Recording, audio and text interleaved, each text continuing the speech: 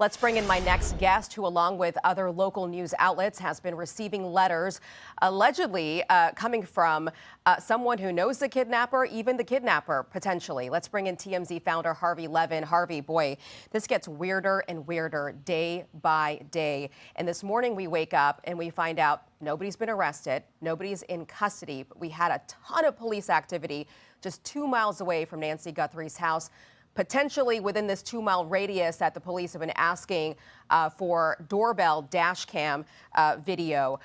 First, give me your quick observation on where you think we are this morning. Does this feel like a letdown? Well, it's a letdown because they haven't caught the kidnapper and they haven't found Nancy Guthrie. I was in touch with law enforcement involved in this early this morning, and I asked them, is this in any way tied to the information that we have given the sheriff and the FBI? And I was told no. And, as for, what happened, it doesn't seem like they've kind of connected the dots. It was interesting. Yesterday morning, I sensed something was going on with law enforcement, that there were meetings. They have these kind of morning briefings that were going way longer. I just happened to find out about one of them, way longer than they normally did. And I figured something was up, and they were also playing everything really close to the vest. It may have been this, I don't know. What I can tell you is that the FBI is keenly interested in the ransom note that we received. And I know this to be a fact. They are keenly interested because obviously, we supplied them with it, and you can kind of connect the dots if you will, but I am 100%. They are extremely interested in this ransom note, and they're also interested in the person who has now sent us 3 emails saying in return for money, they will lead authorities to the kidnapper and Nancy. Let's dig into that for a second, because this is fascinating. This person claims to know where she is, or at least who the kidnapper is, and is willing to pay $50,000, or is willing to receive $50,000, half of the reward first, and then half of the reward later. Have you heard from this person since we saw the activity happen overnight? Are you expecting to hear from them again?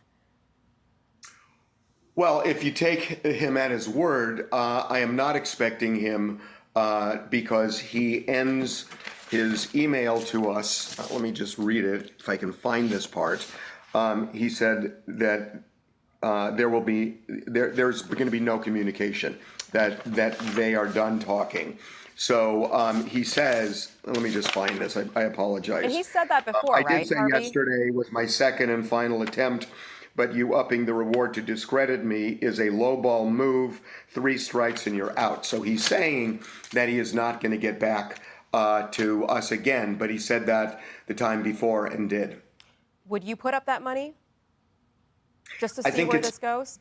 I think it's really inappropriate because based on what we know, we could be interfering with law enforcement. They are not just sitting back. There's a reason that this ransom, this $6 million ransom, has not been paid, and there's a reason why the Guthrie family and or law enforcement has not paid the money. I don't know what that reason is. Personally, I'm puzzled, but it's very clear to me that they could do it if they wanted. And if we got involved in that, I think it would be highly inappropriate and could actually impede the investigation. There's something, obviously there's a lot they're not telling us, but I do know they're really interested in this.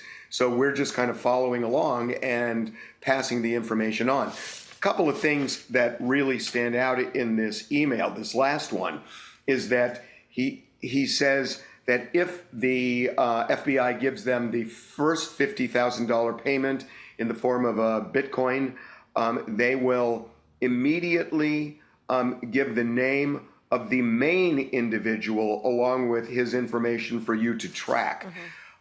Interesting that he says main individual because that suggests there's more than one person. He also talks about the fact that he feels this could impact his own freedom.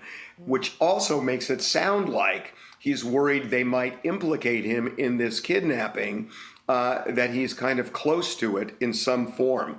But he ends, and this is particularly interesting, that the main individual that he says he can lead them to, he said, be prepared to go international. Wow. So again, if this is authentic, he's got to be talking about Mexico, because where Tucson is, it's not that far from the Mexican border.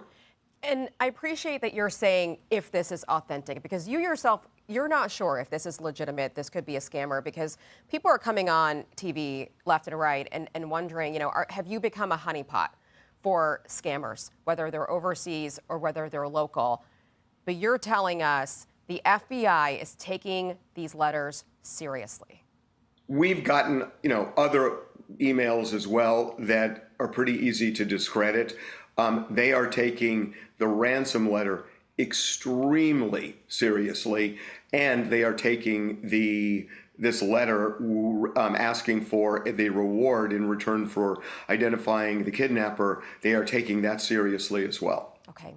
Harvey, thank you for sharing that letter with us, and any more information you get it to us as quickly as possible. We are trying to figure this all together. Thank you. Thanks for joining us. Sure. Hey everyone, I'm Emily Campagno. Catch me and my co-hosts Harris Faulkner and Kaylee McEnany on Outnumbered every weekday at 12 p.m. Eastern, or set your DVR. Also, don't forget to subscribe to the Fox News YouTube page for daily highlights.